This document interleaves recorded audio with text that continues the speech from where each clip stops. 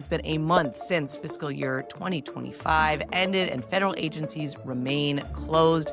This will become the longest government shutdown in American history by the end of next week, barring some miracle. Right, but there is a pulse on spending talks. And I don't want to make too much of this because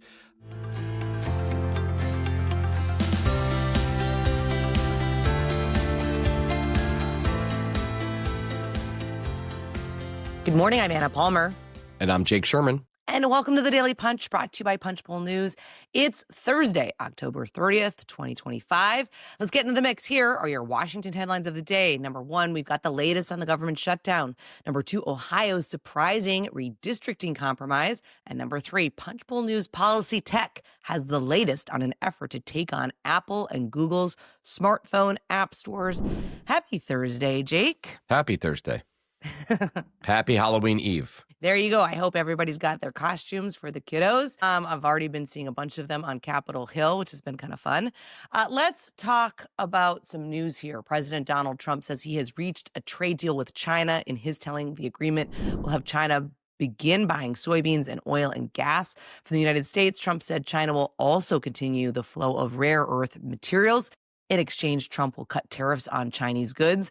That is a big announcement in the early hours, Jake. Yes, it is. It's not the early hours in South Korea where Trump is, but it is a big announcement nonetheless. As always, the devil's in the details here, so we'll have to see where we'll have to see what the actual agreement is and whether both sides agree that that's actually the deal. But early signs is this is a very good thing for markets, and especially, Anna, on the soybean front, which you and I have heard a ton about. You are familiar with soybeans, something that people might not know about you. I am familiar with soybeans. I grew up on a corn and soybean farm in North Dakota. And and I think everybody who is involved in the soybean trade has been frustrated. And we heard this from John Thune on Flyout Day, a couple of months ago at this point, that soybean farmers were struggling in a big way because a huge amount of their exports are to China, and China stopped buying soybeans. And that's not a good thing for soybean farmers, Anna. Big moment for especially the farming industry, when you look at the fact that harvest is kind of finishing up right now.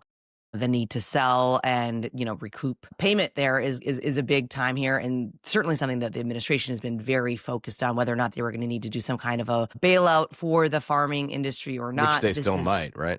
Correct. Yeah. I mean, that could still go forward. But something that is really important, particularly as you think about the midterm elections and a core base in the kind of upper Midwest for Republicans. Let's talk about the shutdown today. October 30th. That means it's been a month since fiscal year 2025 ended and federal agencies remain closed.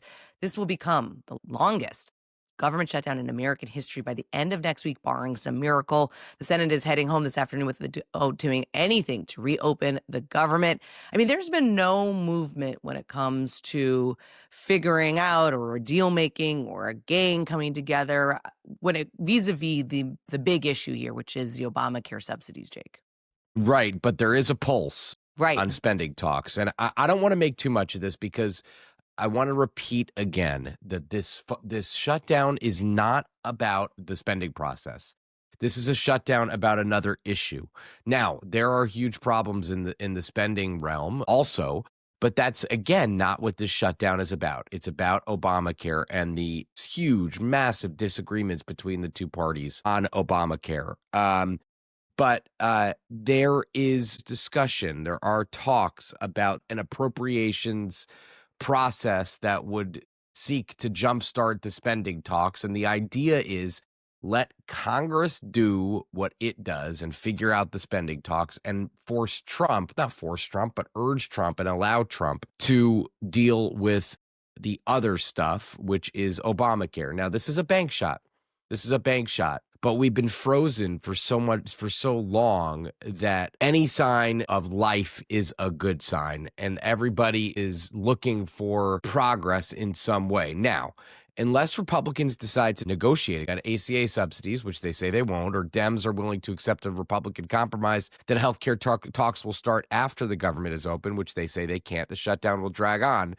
But I think the expiration of SNAP, which expires today's Thursday, November, SNAP benefits are not going out, and that would be Saturday, November 1st. And the fact that airports are beginning to show that they are at their choking point with air traffic control delays and ground stops at big hubs like Newark and Dallas earlier this week.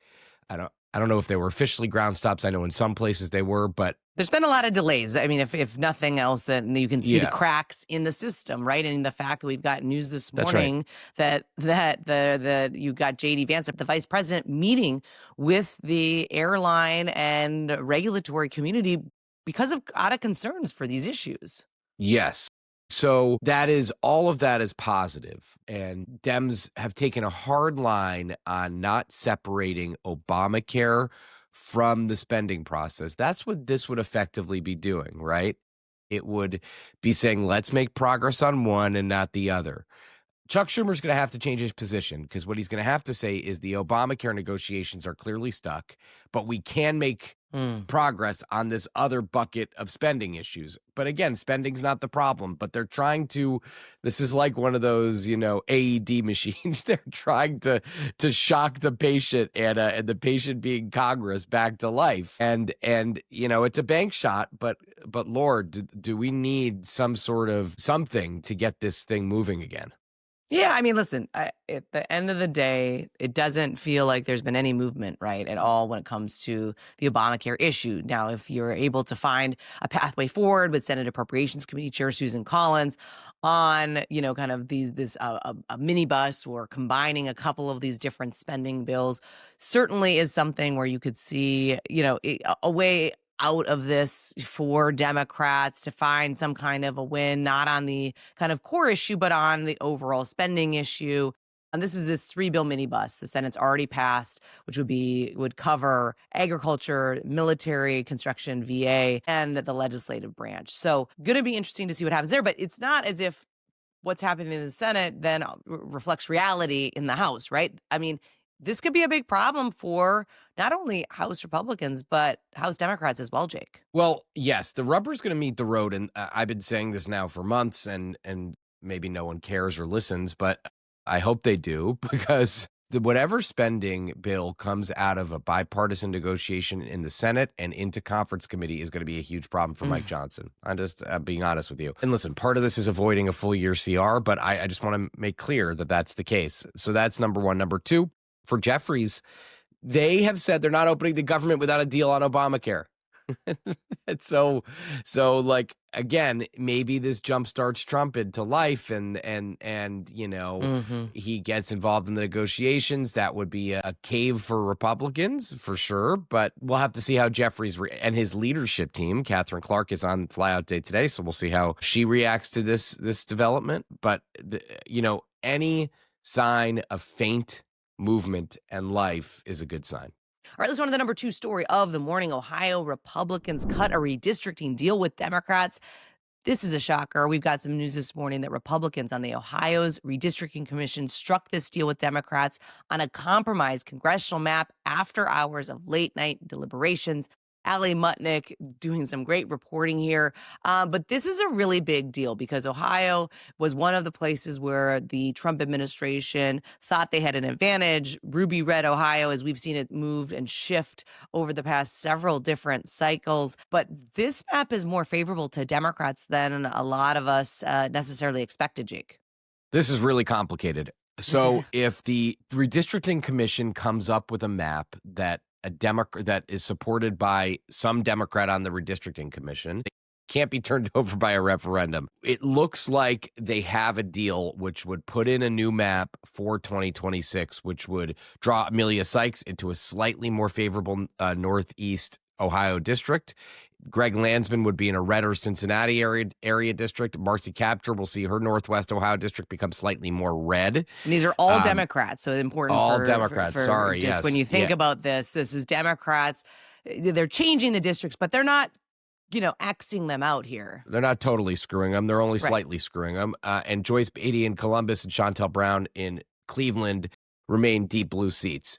Amelia Sykes is the daughter of a longtime member of the Ohio legislature, a beloved member of the Ohio legislature. So there was a thought that they really didn't want to totally screw her. But what they've done here is they've used this redistricting commission to mess with Democrats enough, but not enough to have Democrats oppose it, which Republicans might be mad here, but this is a pretty good result for 2026 for both parties, to be honest with you, because if they don't get a deal, then this could go to the legislature.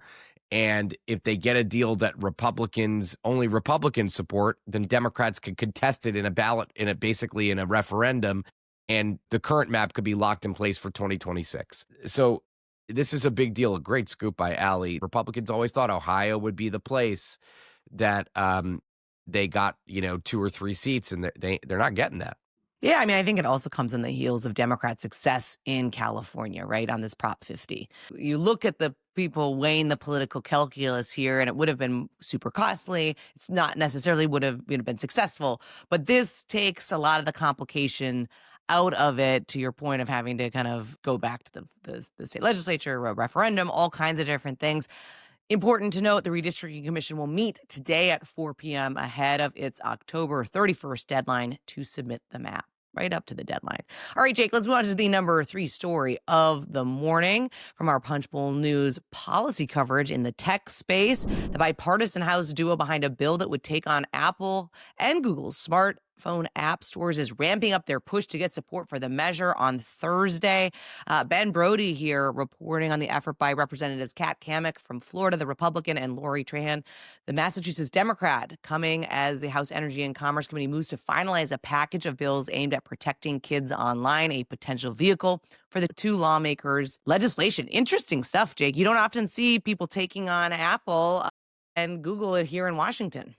No, you do not. They are huge powerhouses, and I imagine that Apple and Google's government affairs constellation of government affairs professionals are going to take interest in this bill and are going to point out how it actually doesn't benefit consumers. So we'll see how that works out. But, this is an interesting duo. I mean, Kat Cammack and Lori Trahan do not have a lot of overlap in their ideology. And it has some Nick Langworthy, a well-respected House Republican from New York, Kevin Mullen, and James Comer are all on board, and they are going out to the rank and file trying to get more support. Of course, this doesn't mean that the bill will come to the floor, but Apple and Google will want to have their say with this bill, even if it doesn't get to the floor, because they don't want to have a precedent set that this is where Congress is, or this is where a large group of members are. So very interesting from Ben.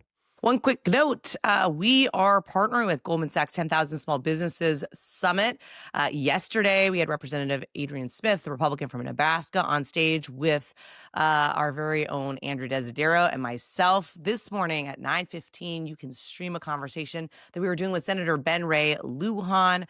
Going to be really interesting, talking news of the day. Lujan was in a confrontation with Senate Majority Leader John Thune yesterday. We'll be talking to him about that as well. A heated confrontation, as well as kind of small business and what's happening with technology and AI. I'm also going to be talking to David Solomon, their chairman and CEO, as well as Kahari Parks, co-founder of Connie's Chicken and Waffles, which is a business right out of Baltimore. So looking forward to that. You can go to punchbowl.news and sign up to stream those conversations.